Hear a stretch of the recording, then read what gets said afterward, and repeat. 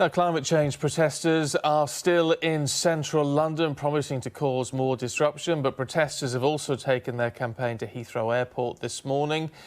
Sally Lockwood is there for us. What's happening at the moment, Sally? Well, this is as big as the protest is at the moment, Stephen. Around 15 young activists have come out to Heathrow overnight in the early hours of this morning. And it's fair to say there are definitely more police than there are protesters. But they've told me it's not about the numbers. That said, there was a WhatsApp group that was leaked last night giving protesters very clear details about moving their protests from central London to Heathrow to try and bring Heathrow to a standstill over the bank holiday weekend, to make their point that they want the government to tackle climate change urgently. Now, from the young activists that I've spoken to this morning, they say it's not about numbers, it's about making their point. And of course, it doesn't take many people to shut down Heathrow. It would just take one of them to breach the perimeter fence to be successful. But I think perhaps they've realised that that wouldn't necessarily recruit them much support in terms of public opinion.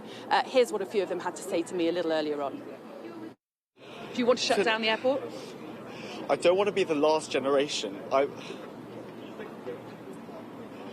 I've told you I'm here out of love and out of fear, and from that comes courage, and that's why I'm here. That's why I'm here. It's about the message that we're trying to send, and that is that we are very possibly the last generation, and that our futures have been stolen. The lives that we thought we would be able to lead have been taken from us. We've been completely abandoned by those who are meant to look after us, completely and utterly abandoned. Now, of course, police did have warning about this protest and this plan to shut down Heathrow today. More than 1,000 officers are on duty monitoring these protests and policing London. And we've been told that officers have had their leave cancelled, they're working longer shifts. Now, they have managed to move these young protesters off this road that they were trying to close a little earlier. And we understand that arrests are to be made any moment now. Let me just introduce Simon Calder, the travel editor for The Independent, who's down here. Simon, what do you make of what's happening so far? Do you think they'll be successful today? I shouldn't think, unless there are some really interesting kind of guerrilla tactics, that we're going to see much disruption. I've been around to the terminals this morning, absolutely normal Good Friday morning.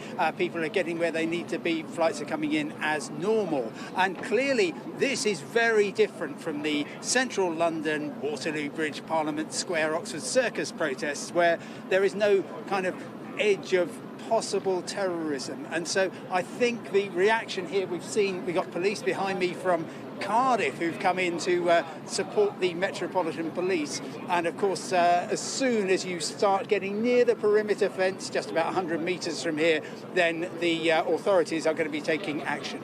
OK, Simon Calder from The Independent, thank you very much indeed.